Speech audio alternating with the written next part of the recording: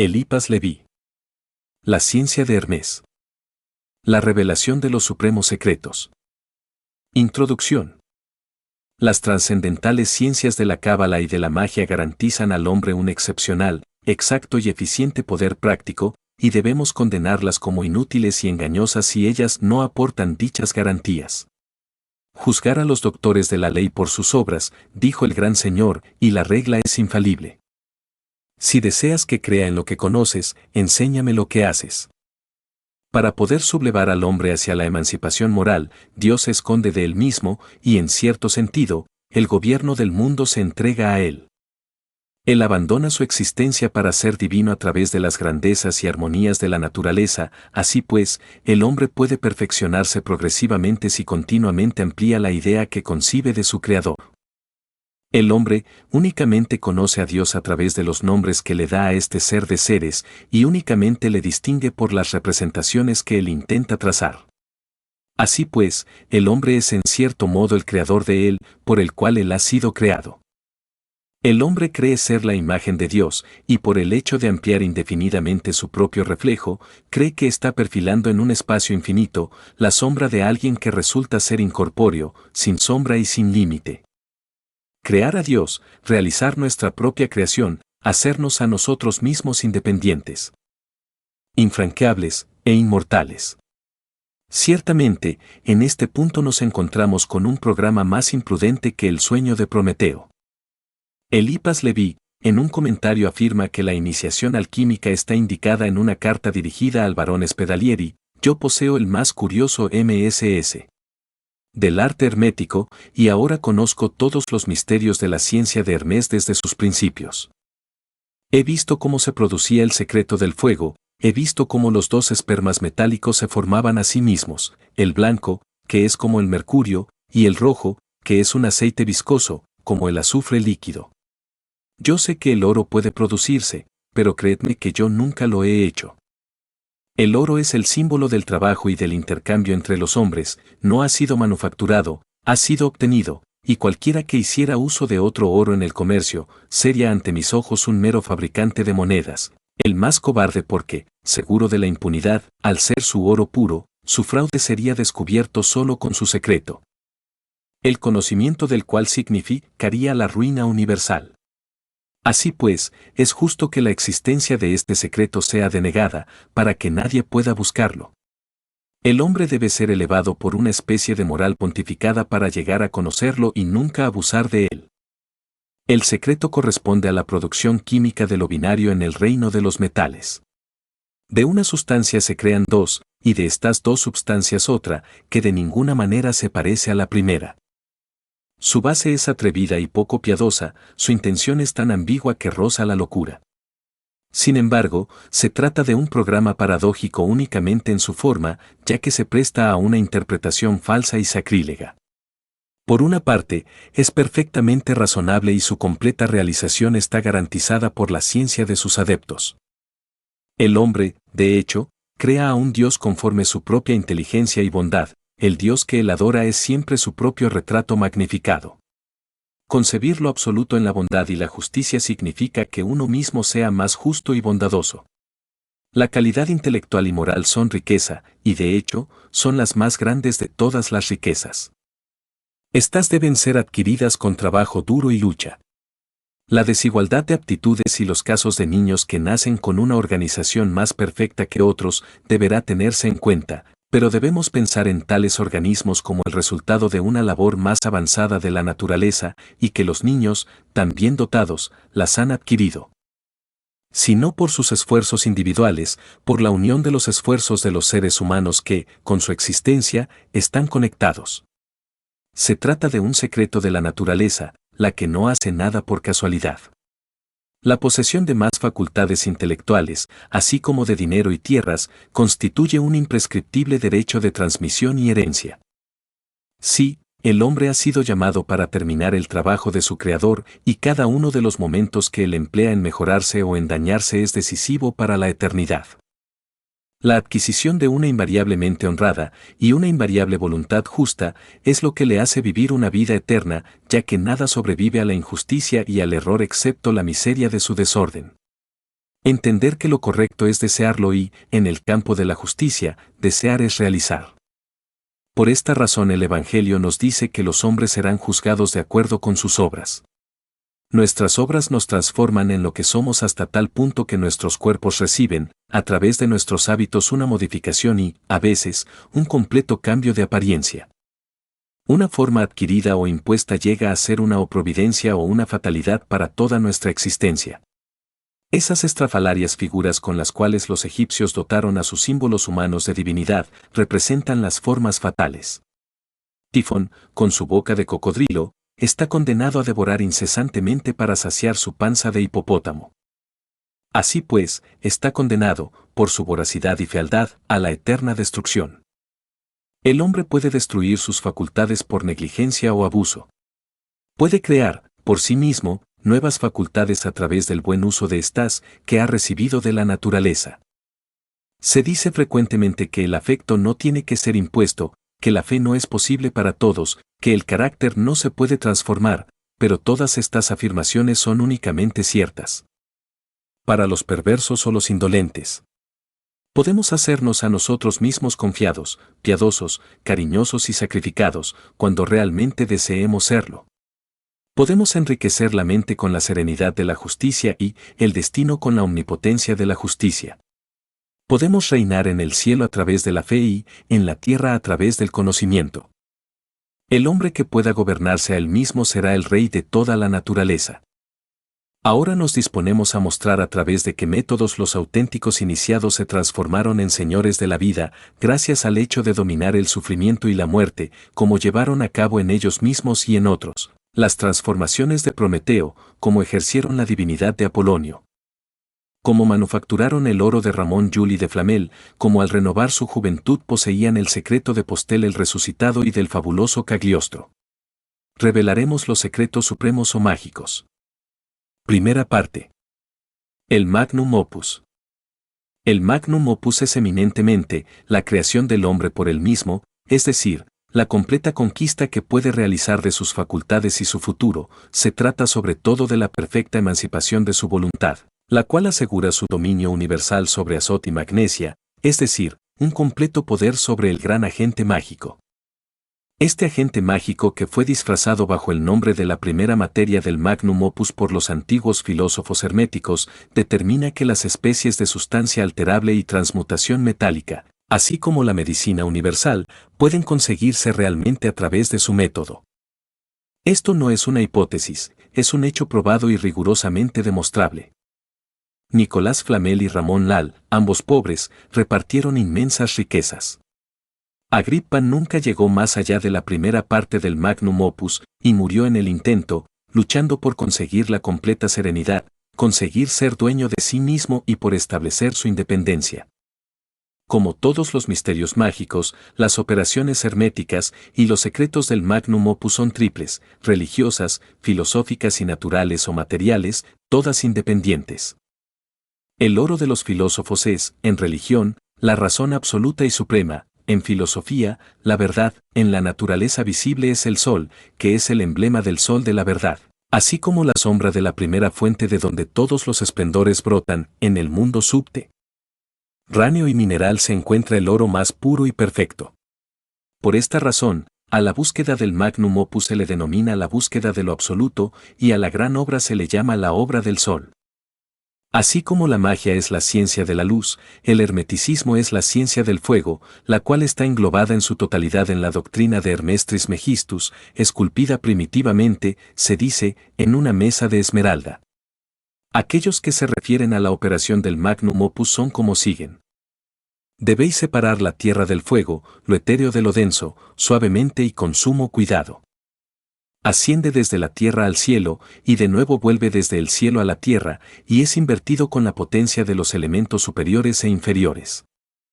A través de este método, poseeréis la gloria del mundo entero, y toda la oscuridad se apartará de vosotros. Se trata del poder más fuerte de todos los poderes, dominará a todos los elementos etéreos y penetrará en todos los elementos sólidos. Así es como el mundo fue creado.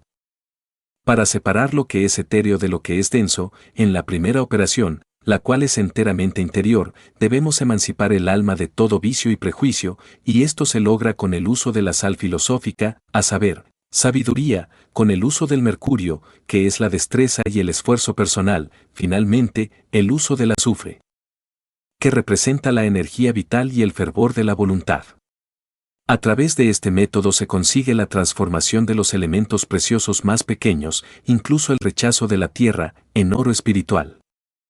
En este sentido es en el que tenemos que entender las parábolas de la turba Posoporum, de Bernard Trevisan, Basilius Valentinus, Mary la egipcia y otros profetas de la alquimia, pero en otras obras, como en el Magnum Opus, debemos separar con destreza lo etéreo de lo denso, lo místico de lo positivo y la alegoría de la teoría.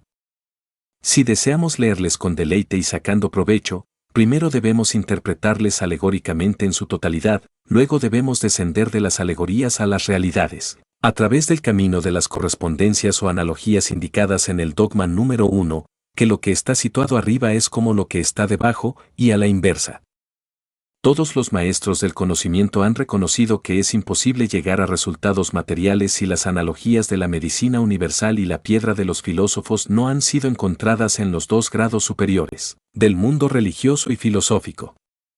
Seguidamente, dicen que el trabajo es fácil, simple y barato, de otra manera se malgastan, sin provecho alguno, la fortuna y la vida de los solicitantes. La primera materia del Magnum Opus es, en el mundo superior, entusiasmo y actividad, en el mundo intermedio, es inteligencia y perseverancia, en el mundo inferior, esfuerzo, en ciencia, es azufre, mercurio y sal, lo que condensado y volatilizado por turnos, componen el azot de los sabios. El arte hermético es, pues, simultáneamente, una religión, una filosofía y una ciencia natural. Como religión, es lo que significó para el antiguo magi y los iniciados de todos los tiempos. Como filosofía, sus principios deben ser encontrados en la escuela de Alejandro y en las teorías de Pitágoras, y, como ciencia, su método debe ser determinado a través de Paracelsus, Nicolás Flamel y Ramón Llull. La ciencia es real solo para aquellos que admitan y entiendan tanto la filosofía como la religión, y sus procesos solo tendrán éxito en los adeptos que hayan conseguido el poder soberano del destino y así hayan llegado a ser los monarcas del mundo elemental. Las disciplinas de Hermés, antes de prometer a sus adeptos el elixir de la perpetua juventud y el polvo de la proyección, les recomienda buscar la piedra filosofal. ¿Qué es esta piedra, y por qué se le llama así? El gran iniciador de los cristianos invita a sus creyentes a edificar sobre la roca o la piedra si no desean que sus construcciones sean destruidas. Él mismo se hace llamar la piedra angular y nos describe su disciplina más exacta, tu es Petrus et superant Petrama edificabo ecclesiam meam. Esta piedra, dicen los maestros de la alquimia, es la auténtica sal de los filósofos, la cual es considerada como el tercer ingrediente en la composición de azot. El azot, como ya sabemos, es el nombre del gran hermético y el verdadero agente filosófico, así pues, su sal se representa bajo la forma de una piedra cúbica, como puede verse en las 12 llaves de Basilius Valentinus, o en las alegorías de Trevisan. Esta piedra es la base de la filosofía absoluta, es la razón suprema e inamovible y la doctrina de las armonías universales por la simpatía de los elementos contrarios. Antes de soñar con el hecho de poder transformar las sustancias en metales, debemos tener una cierta seguridad acerca de los principios absolutos de la sabiduría, debemos poseer esta razón, la cual es la base de la verdad. Nunca un hombre con prejuicios podrá ser ni el rey de la naturaleza ni el maestro de las transmutaciones. La piedra filosofal es, pues, ante todas las cosas, necesaria. Encontrar lo absoluto en lo infinito, lo indefinido y lo finito. Así es el magnum opus de los sabios, así es el secreto de Hermés y así es la piedra de los filósofos. Esta piedra es única y múltiple, se descompone por el análisis y se recompone por la síntesis. En el análisis está el polvo alquímico de la proyección, antes del análisis y de la síntesis está la piedra.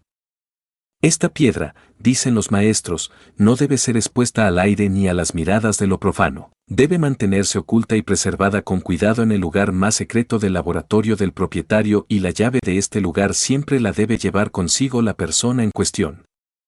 El que posee el gran arcano es el auténtico rey, y es más que un rey, ya que a él no le perturbará ningún temor ni cualquier vana esperanza. En cualquier enfermedad del alma o del cuerpo, una pizca de piedra preciosa y otra de grano del polvo divino son más que suficiente para curarla. Al que tenga oídos para escuchar, dejadle escuchar, como dijo el maestro. Para encontrar la piedra filosofal, debemos pues, como nos dice Hermés, separar lo volátil de lo fijo con gran cuidado y minuciosa atención. Así pues, debemos separar nuestras convicciones de nuestras creencias y hacer una clara distinción entre los respectivos campos de la ciencia y la fe. Debemos entender que no conocemos aquello en lo que creemos y que no creeremos nada del saber que hemos alcanzado. De este modo, la esencia de los elementos de la fe es lo desconocido y lo indefinido, mientras que es completamente lo contrario cuando se trata de elementos de la ciencia. Seguidamente, llegaremos a la conclusión de que el conocimiento depende de la razón y la experiencia, mientras que las bases de la fe se encuentran en el sentimiento. En otras palabras, la piedra filosofal es la única certeza en la que la prudencia humana asegura su búsqueda de conciencia y sus modestas dudas, mientras que el entusiasmo religioso le da exclusividad a la fe. En este punto, no pertenece ni a la razón desprovista de aspiraciones, ni a las aspiraciones desprovistas de razón. La verdadera certeza es la recíproca aquiescencia de la razón, que conoce en el sentimiento lo que cree, y del sentimiento, que cree en la razón que conoce. La alianza definitiva entre la fe y la razón no será el resultado de sus distinciones y separaciones absolutas, sino de su control mutuo y concurrencia fraterna. Es semejante el significado de los dos pilares del pórtico de Salomón, uno de los cuales es llamado Joquín, mientras que el otro Boaz, uno de color blanco y el otro de color negro. Son diferentes sí. Están separados, son distintos en apariencia, pero si una fuerza ciega pudiera llegar a unirlas, el arco del templo se desplomaría. En el espacio que les separa existe una fuerza de apoyo, pero, al unirse, aparecen dos fuerzas que se destruyen mutuamente. De la misma forma, el poder espiritual disminuye tan pronto como intenta usurpar lo temporal, y el poder temporal se transforma en la víctima de esta invasión de lo espiritual. Gregorio VII perdió el papado y, los reyes, divididos y extraviados, perdieron la monarquía.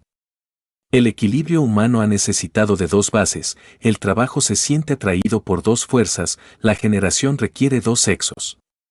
Tal es el significado del arcano de Salomón, representado por los dos pilares del templo, Jaquín y Boaz. El sol y la luna de los alquimistas corresponden al mismo símbolo y coinciden respecto a la perfección de la piedra filosofal. El sol, en los signos jeroglíficos, corresponde a la verdad porque es la fuente visible de luz, y la piedra áspera es el símbolo de la estabilidad.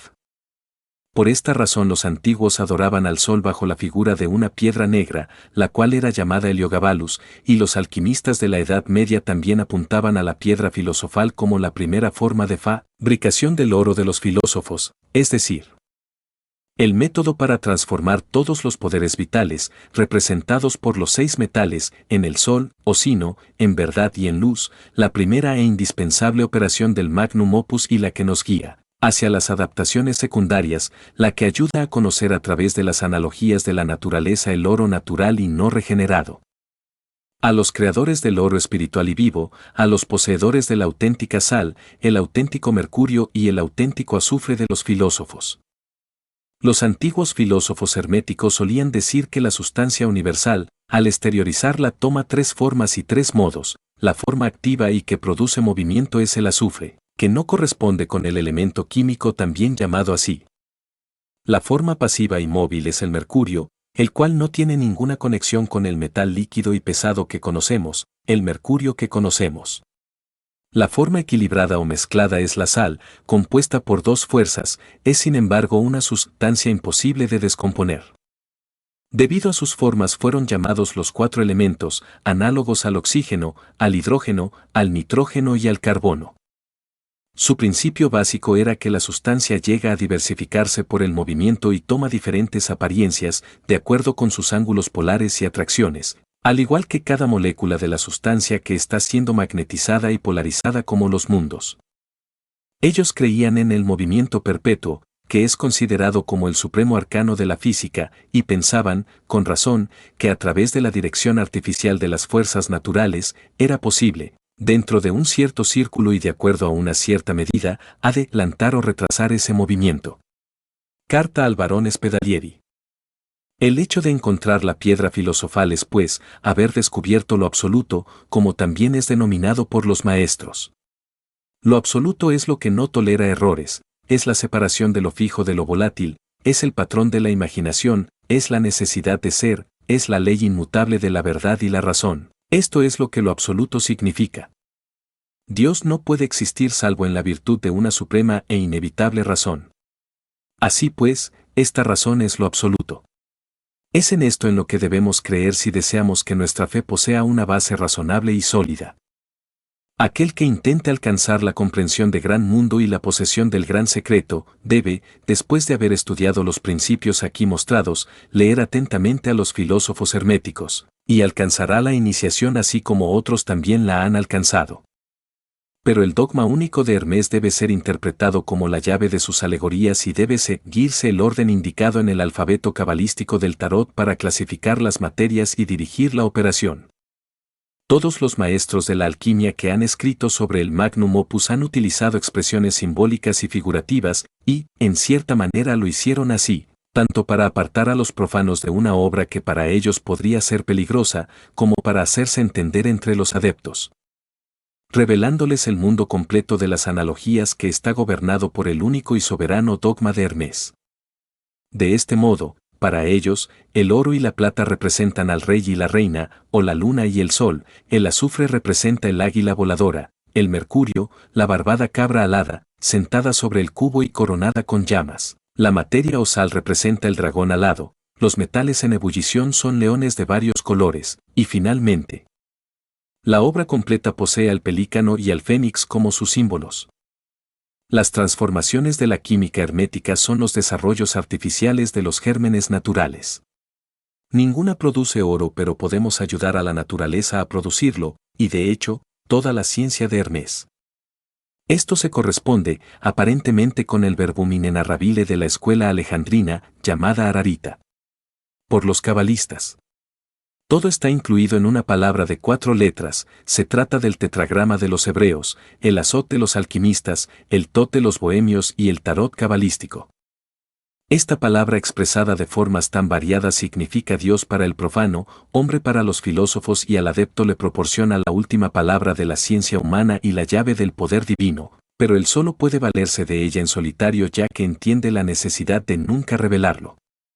Dogme de la haute magie. A esto es a lo que indudablemente se refiere la palabra en el capítulo sobre la adivinación, el nombre oculto del gran arcano, del cual el sagrado tetragrama mismo es su equivalente e imagen. Aquellos que están desconcertados ante el infantil misterio, en el cual se supone que están encerrados, se sentirán satisfechos al saber que, de acuerdo con la historia de la magia, el Mot Yunik escondido en cada santuario se corresponde al Agla.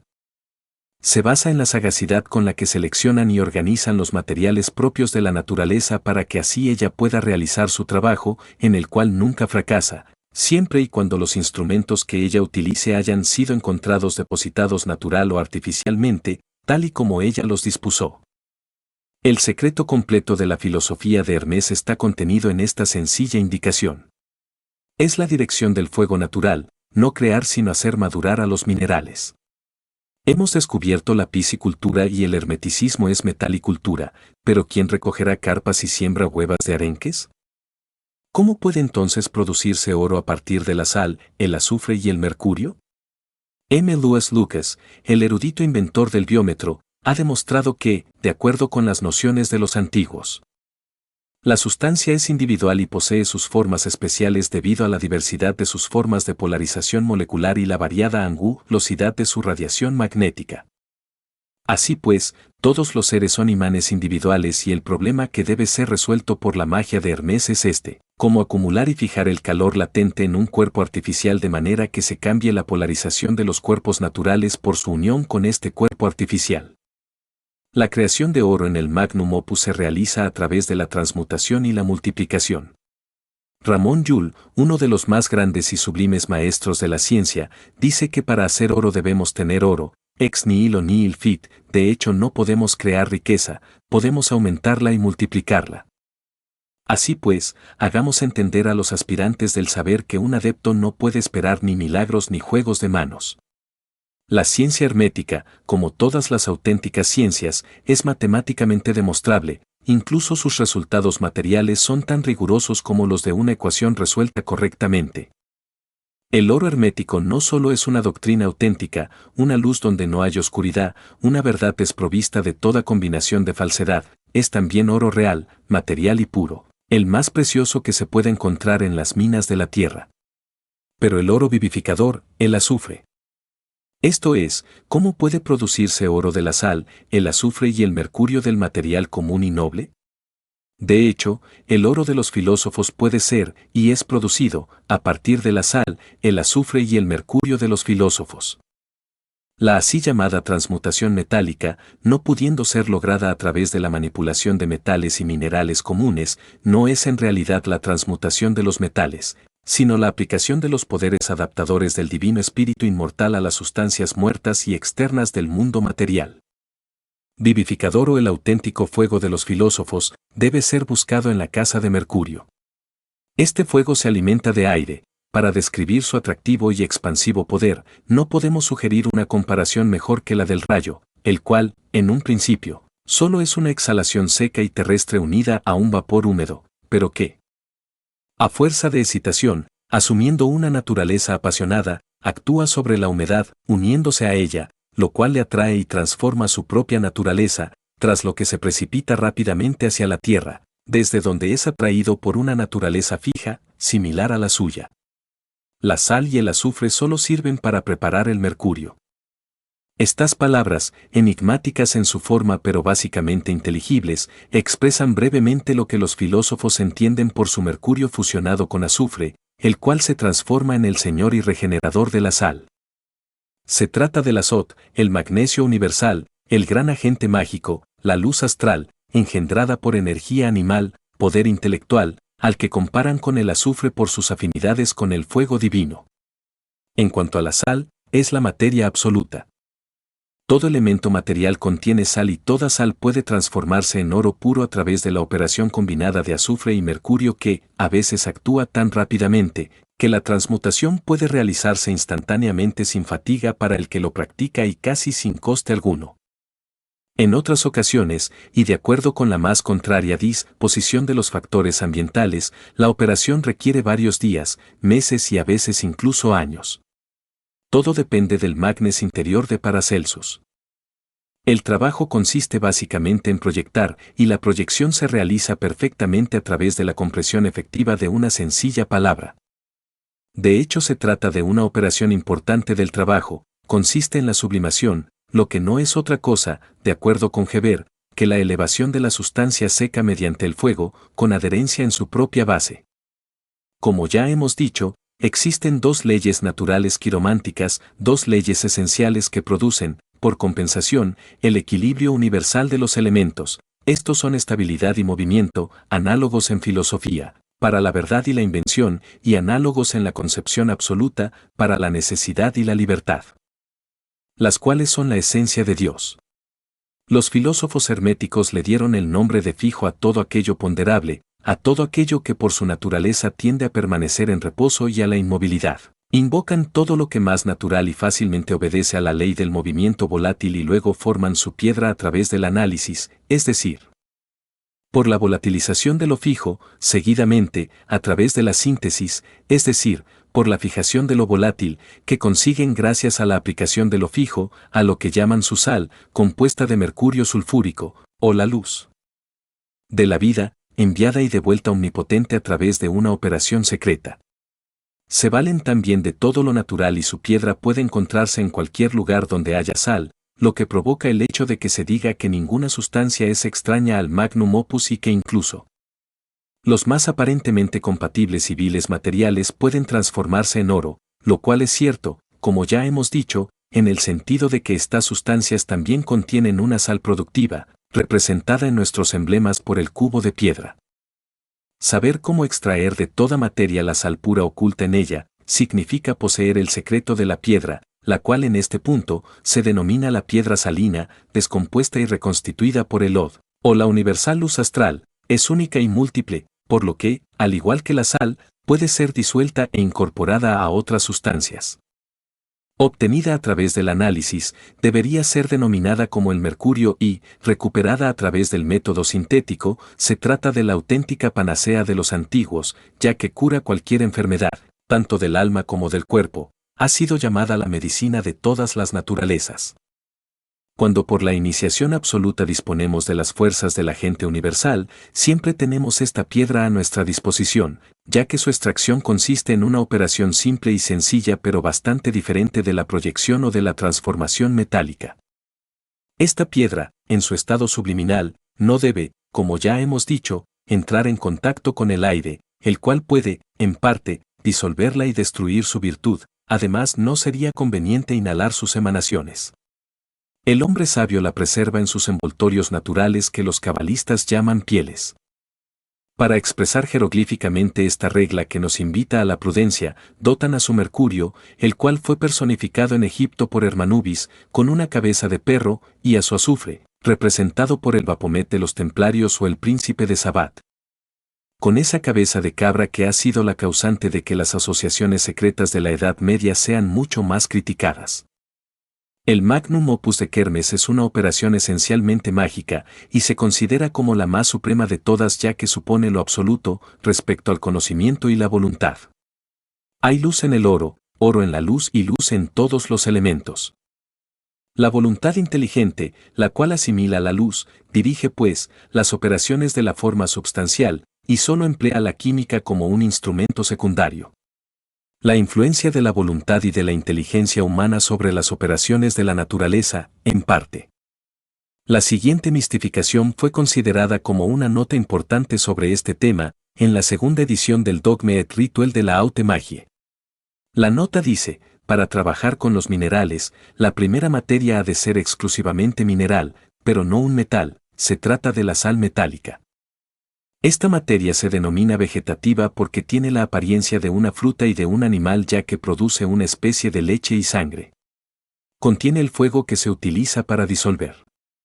Dependen de su logos, es además un hecho tan evidente que todos los alquimistas serios han tenido éxito en proporción a su talento y su fe, reproduciendo su pensamiento en el fenómeno de la fusión, la salinización y la recomposición de los metales.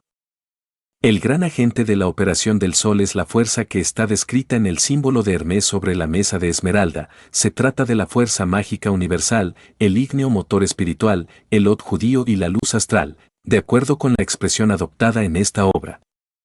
Es el fuego secreto, vivificador y filosófico del cual no hablan los filósofos herméticos, manteniéndolo a salvo y preservándolo misteriosamente, es el esperma universal, el secreto del cual ellos se guardan, merecidamente representado bajo la figura de los caduceos de Hermes.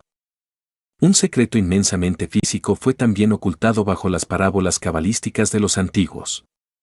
Nosotros hemos tenido éxito al descifrarlo y lo presentamos literalmente para las investigaciones de los productores de oro. 1. Los 4 fluidos imponderables solo son diversas manifestaciones de un agente universal, que es la luz. 2. La luz es el fuego utilizado en el Magnum Opus bajo la forma de la electricidad. 3. La voluntad humana dirige la luz vital por medio de la organización de los nervios, en este punto esto es llamado magnetización. 4. El agente secreto del Magnum Opus, el azot de los sabios, el oro vivo y vivificado de los filósofos, el productivo agente metálico universal, es la electricidad magnética, la primera materia del Magnum Opus. El gran arcano hermético, revelado por primera vez, abiertamente y sin figuras místicas, consiste en lo siguiente. Lo que los adeptos llaman sustancias muertas, son cuerpos tal y como existen en la naturaleza, las sustancias vivas son aquellas que han sido asimiladas y magnetizadas por el adepto. Así pues, el Magnum Opus es más que una operación química, se trata de la auténtica creación de Logos. Humano iniciado en el poder del Logos del mismo Dios. Este secreto está contenido en el Semita 31 del Sefer Gesira y narrado por el alquimista Rabba y Abraham. Ed. Ámsterdam, 1642. Semita XXXI. Vocatur intelligentia perpetua, et quare vocaturita? Eo votus it motum solis et luna e justa constitutionem meorum, utrum que in orbe sibi conveniente. Rabba y Abraham F. D. Dicit. Semita 31 vocatur intelligentia perpetua, et illa ducit solem et lunam et reliquias teles et figuras, unum vodque in orbe suo, et imperito omnibus creatis justa disocitionel made signa et figuras. El sendero número 31 es denominado como la inteligencia perpetua y guía al sol y a la luna, juntamente con otras estrellas y símbolos, cada uno en su respectiva órbita. Distribuye lo que se ha adaptado a todos los elementos creados de acuerdo con estos.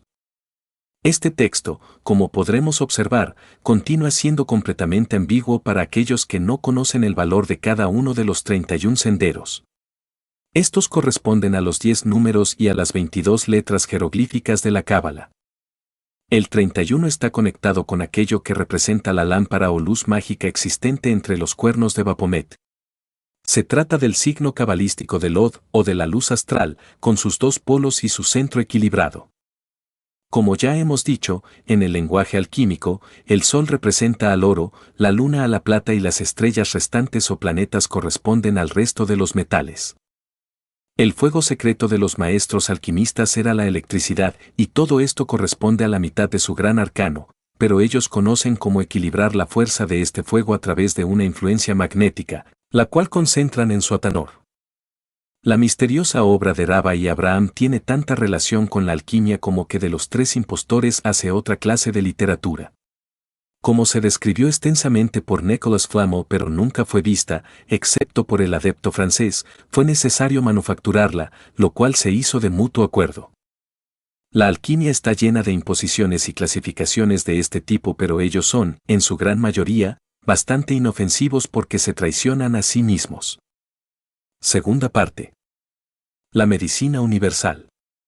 La mayoría de nuestras dolencias se derivan de nuestras enfermedades morales, según el dogma mágico y universal y de la ley de las analogías. Cualquier gran pasión por la cual nos abandonamos a nosotros mismos se convierte siempre en una gran enfermedad que perjudica a nuestra preparación. Los pecados mortales son tan nombrados porque, de una manera positiva y física, causan la muerte. Tan pronto como la voluntad se confirma irremediablemente en el sendero de lo absurdo, el hombre muere, y la piedra que acabará con él estará en su propia mano. Así pues, es cierto que la voluntad preserva y prolonga la vida. Todo el mundo sabe que una persona sensata, moderadamente aplicada y con una vida perfectamente regulada suele alargar su existencia. El gran maestro dijo, mi cuerpo es carne y mi sangre es vino. Aquel que coma de mi carne y beba de mi sangre tendrá una vida eterna. Y cuando la multitud comenzó a murmurar, él añadió, aquí la carne no tiene ningún provecho, las palabras con las que me dirijo a vosotros son espíritu y vida. Así pues, él quiso decir, beber de mi espíritu y vivir a través de mi vida. Y cuando él estaba a punto de morir vinculó la memoria de su vida en el símbolo del pan y su espíritu en el símbolo del vino, y así inició la comunión de la fe, la esperanza y la caridad.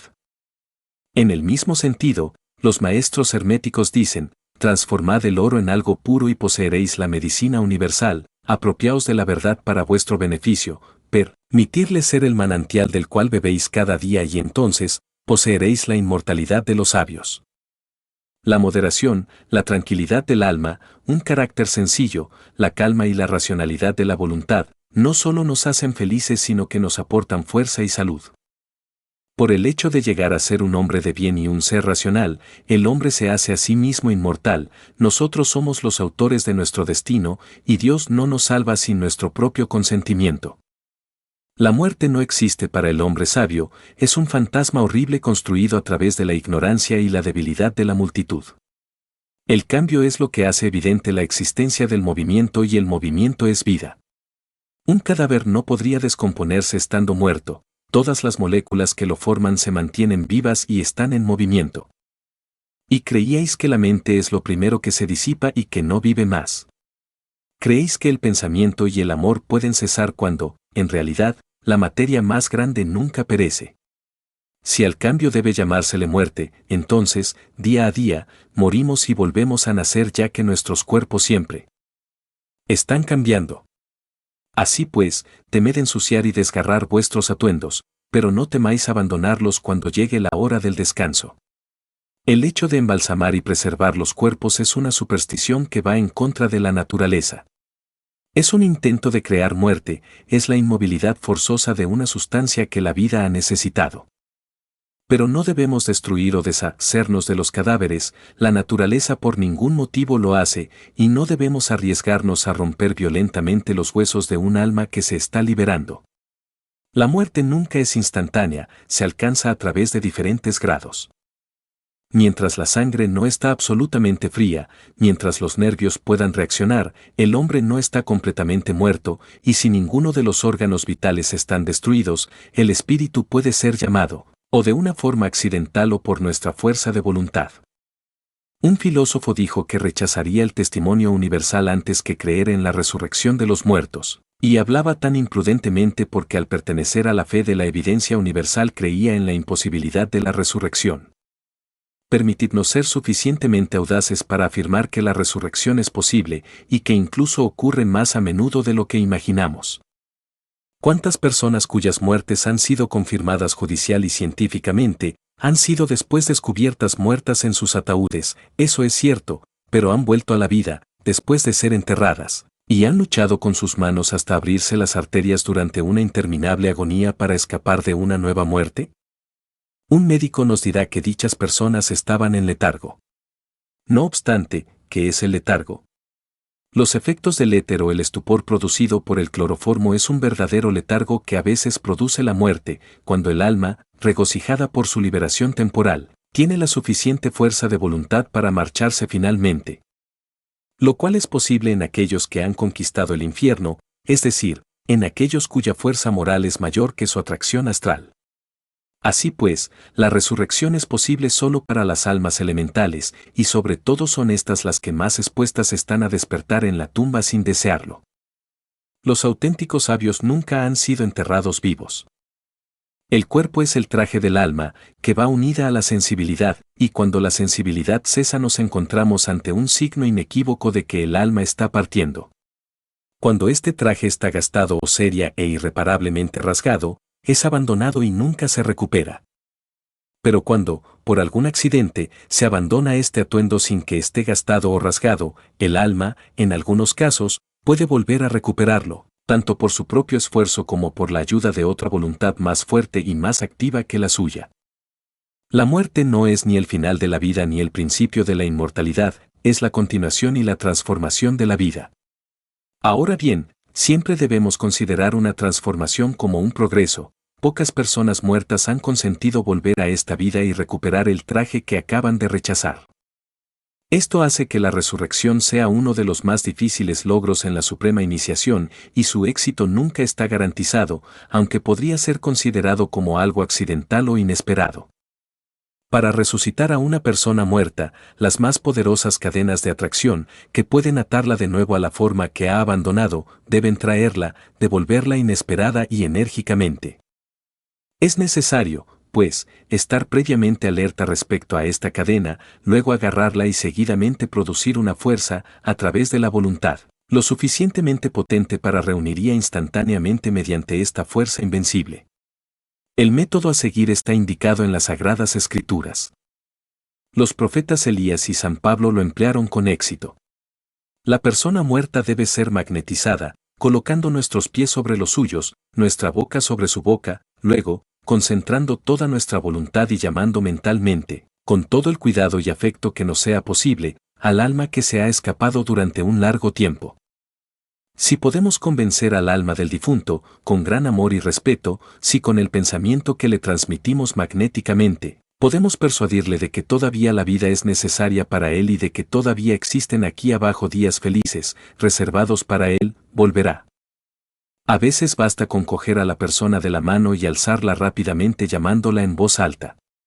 Este método, que normalmente tiene éxito cuando se trata de desvanecimientos, puede también ser eficaz al tratarse de una muerte, siempre y cuando el magnetismo de quien lo ejercite esté dotado de un poderoso y compasivo discurso, y que posea lo que podría llamarse la elocuencia de la voz. Se debe también realizar este trabajo por medio de un fuerte arranque de fe. De la misma manera, la fe y el conocimiento del doctor se transforman en las virtudes reales para los remedios, y la única medicina eficiente es la taumaturgia. Así pues, las terapias ocultistas son independientes de las medicinas más comunes. Ellos emplean, principalmente, palabras e insuflaciones y comunican varias virtudes a través de la voluntad, para lo cual solo son necesarias simples sustancias como agua, aceite, vino, alcanfor y sal. El agua de los homeópatas es verdaderamente un agua magnetizada y encantada que actúa por medio de la fe. Las sustancias tónicas añadidas en cantidades casi infinitesimales son consagraciones y también signos de la voluntad del doctor. Lo que vulgarmente es llamado charlatanismo, en realidad sería un notable recurso con éxito real en medicina si estuviese lo suficientemente experimentado como para inspirar confianza y formar un círculo de convicción. La medicina es, ante todo, la fe que salva. Hay pocos pueblos que no tengan sus componentes de medicina oculta, y estas personas, casi siempre y en cualquier lugar, han conseguido tan grandes e incomparables éxitos que otros médicos los aplaudieron en la facultad.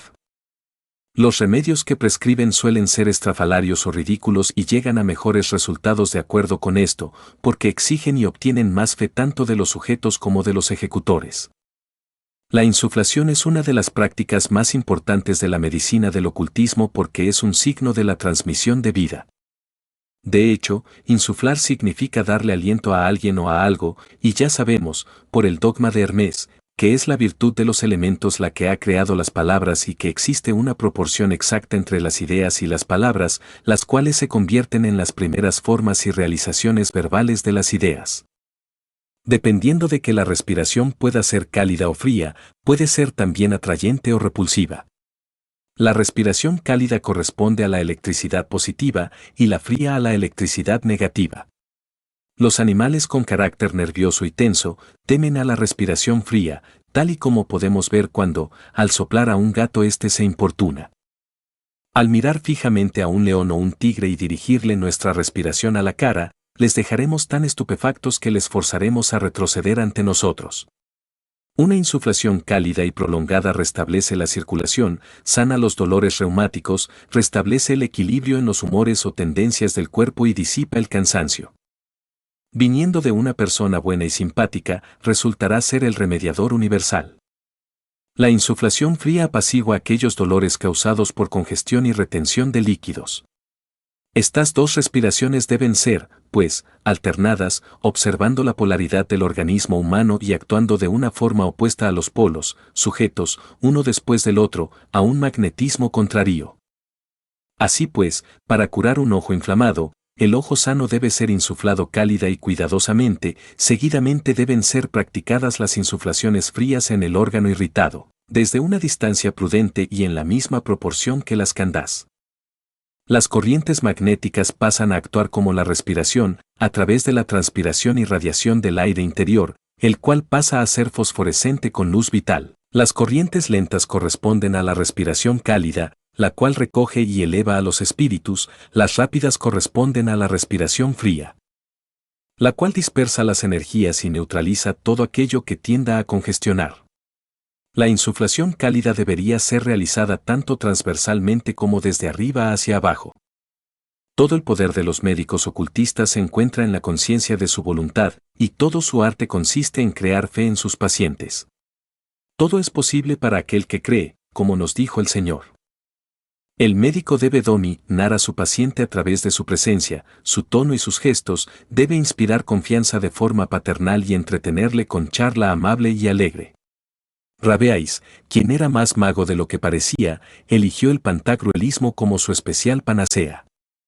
Hacía reír a sus pacientes y, como consecuencia, todos los remedios que aplicaba tenían un mejor resultado. Establecía, entre él mismo y sus pacientes, una corriente magnética mediante la cual les transmitía su seguridad y buen temperamento. Les halagaba en sus prefacios denominándole sus más ilustres y apreciados pacientes y les dedicaba sus obras. Así pues, estamos convencidos de que Gargantua y Pantagruel han curado más malhumores, más disposiciones a la locura y más hipocondrías en la época de animosidades religiosas y guerras civiles, de las que toda la facultad de medicina pudiera reconocer y estudiar.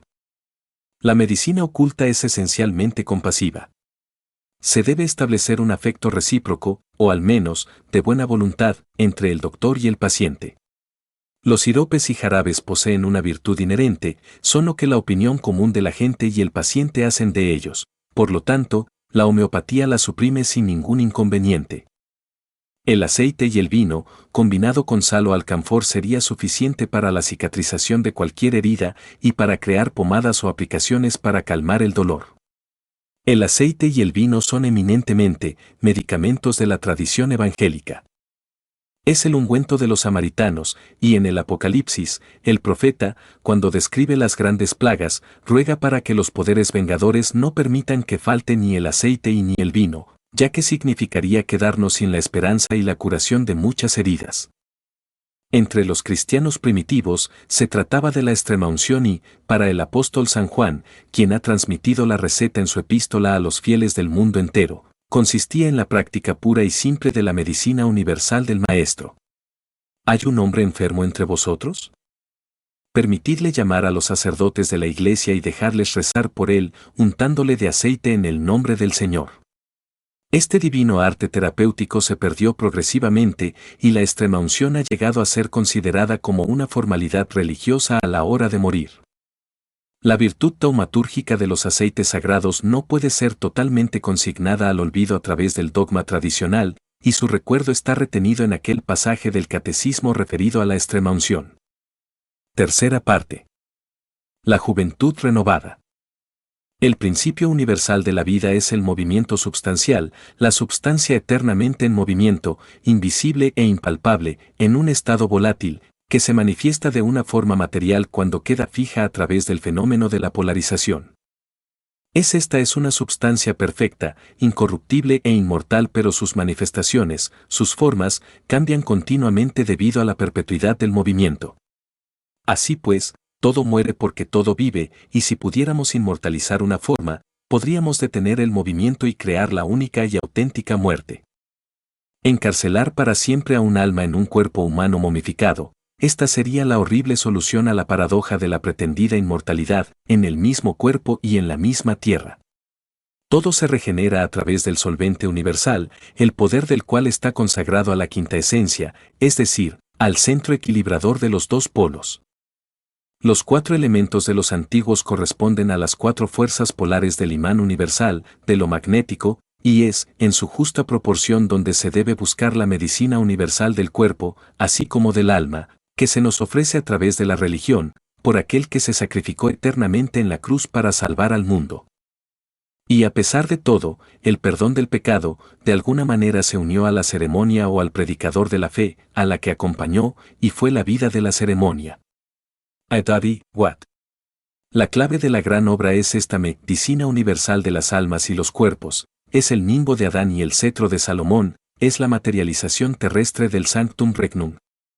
La gran magia nos explica que para preservar la juventud de un cuerpo debemos impedir que envejezca el alma, manteniendo cuidadosamente su primera frescura, tanto los sentimientos como los pensamientos, los cuales son calificados, por el mundo corrupto, de ilusiones, pero que nosotros denominamos como los primitivos reflejos de la verdad eterna. Creer que la felicidad existe en la tierra, creer en la amistad y el amor, creer en una providencia maternal que tenga en cuenta todos nuestros pasos y recompense todas nuestras lágrimas, significa estar completamente engañado, dice el mundo corrupto.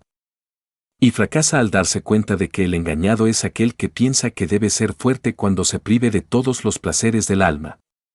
Creer en el bien y en el orden moral es poseer el bien, y es por este motivo por el cual el Salvador del mundo prometió el reino de los cielos a aquellos que llegaran a ser pequeños niños. La infancia es la edad de la fe, el niño, al no saber todavía nada de la vida, brilla con confiada inmortalidad.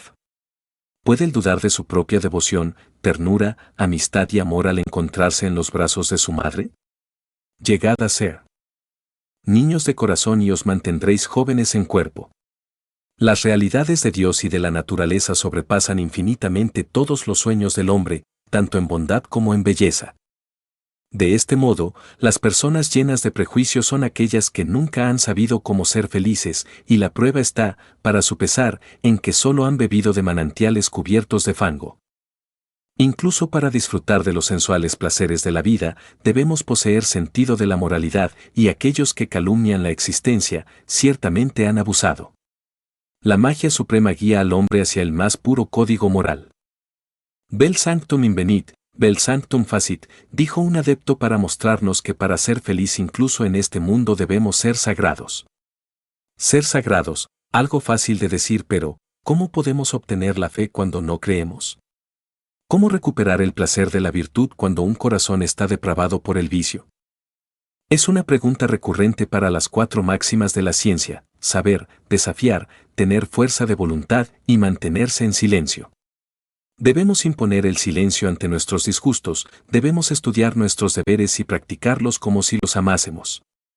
Imaginad que, por ejemplo, sois unos escépticos y deseáis ser cristianos.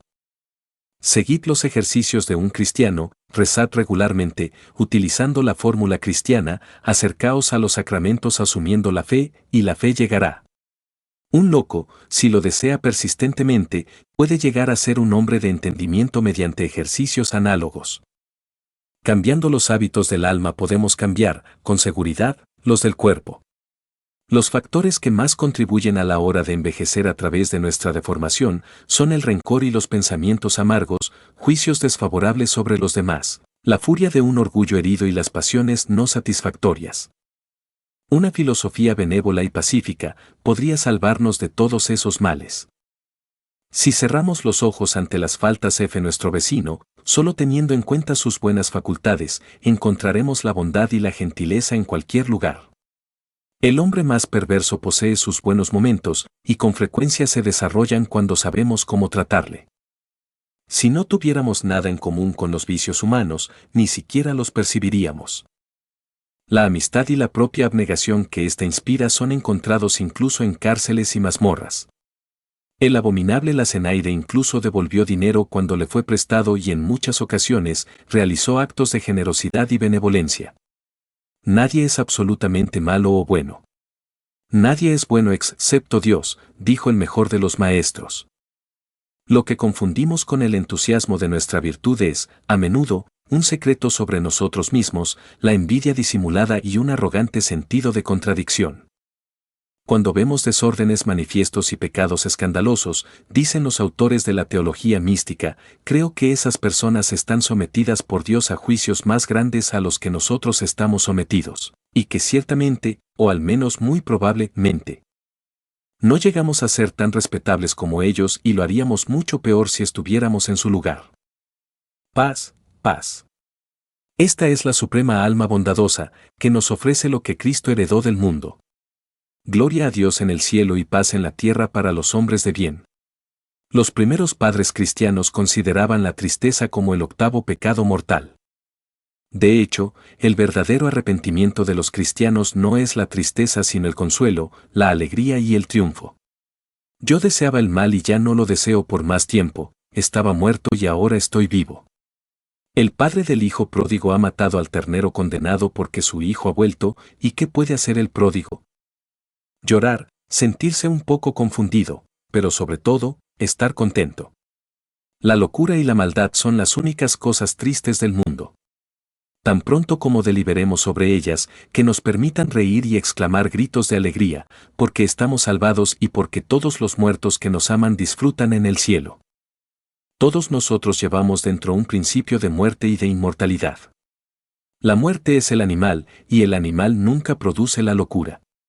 Dios ama a los que no están locos, ya que su espíritu divino se le llama espíritu de la inteligencia. La locura es disculpada por el sufrimiento y la esclavitud. La fusta está hecha para los animales. La mort se est la bête et la produit aux horses la bêtise.